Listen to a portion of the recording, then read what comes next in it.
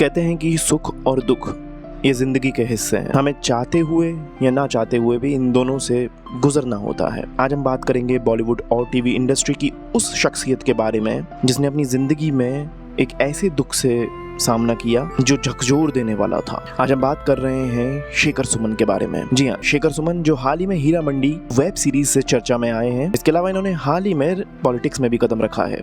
भले ही शेखर सुमन आज लाइमलाइट में हैं, लेकिन इन्होंने अपनी जिंदगी में काफी कुछ सहा है। दरअसल शेखर सुमन ने अपने 11 साल के बेटे को खो दिया था, जिसकी वजह से शेखर बुरी तरह से टूट गए थे। बेटे आयुष की मौत के बाद शेखर सुमन को इतना गहरा सदमा लगा था कि उन्होंने फिल्मों से कुछ वक्त के लिए ब्रेक ले लिया था। इतना ही नहीं, बेटे के जाने के बाद शेखर सुमन को भगवान पर से भी विश्वास उठ गया था।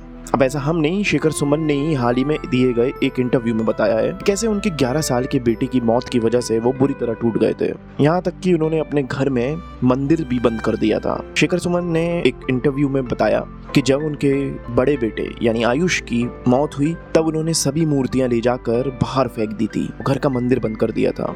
मैंने कहा कि मैं उस भगवान के पास कभी नहीं जाऊंगा जिसने मुझे इतना दर्द दिया है और मुझे इतना ज्यादा दुख पहुंचाया है।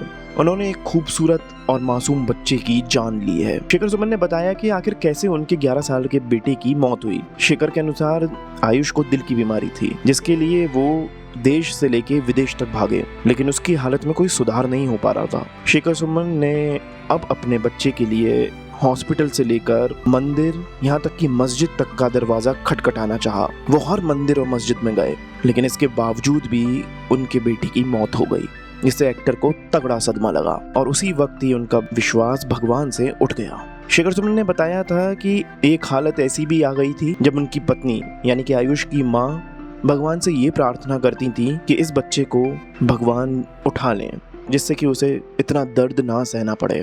दरअसल आयुष की बीमारी के कारण उसकी हालत बहुत खराब हो गई थी। शेखर सुमन के अनुसार आयुष एक हड्डियों का ढांचा रह गया था, जिसे छूने पर भी दर्द होता था। दरअसल शेखर सुमन के बच्चे यानी आयुष को एक बहुत ही रेयर डिजीज थी।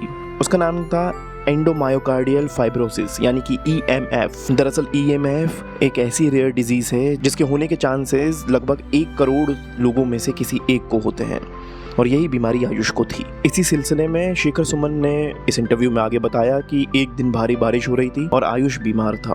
बेटे की कंडीशन को जानते हुए भी एक डायरेक्टर ने मुझे 2 से 3 घंटे शूट के लिए आने को कहा। उन्होंने कहा प्लीज, ये हमारे लिए बहुत लॉस हो जाएगा। मैं मान गया। जब मैं जा रहा था तो आयुष ने मेरा हाथ थाम लिया और कहा, पापा आज मुझे छोड़कर मत जाओ। मैंने उसका हाथ छुड़ाया और प्रॉमिस किया कि मैं जल्द ही लौटूंगा। इस इंसिडेंट के बाद में शेखर सुमन काफ़ी टूट गए। उन्होंने फिल्में करना तक छोड़ दिया। शेखर सुमन बताते हैं कि आयुष के बाद हमने अध्ययन सुमन के ऊपर अपनी सारी दौलत और जान लगा दी। आपको बता दें कि शेखर सुमन के छोटे बेटे यानी दूसरे बेटे अध्ययन सुमन के साथ में भी जीवन में काफ़ी परेशानियां आईं। शेखर सुमन बताते हैं कि परेशानियां तो आती हैं, लेकिन इनका डटकर सामना करना ज़रूरी है। अध्ययन सुमन के जीवन में भी जब इतनी कंट्रोवर्सीज और प्रॉब्लम्स आईं, तो शेखर सुमन एक मजबूत बाप की तरह हमेशा अध्ययन के साथ खड़े रहे। अगर आपको ये स्टोरी पसंद आई है और ऐसी ही फिल्मी दुनिया की कई फेमस स्टोरी सुनना चाहते हैं तो इस वीडियो को लाइक और शेयर करें, और साथ ही हमारे चैनल को सब्सक्राइब करें। मिलते हैं अगली स्टोरी में।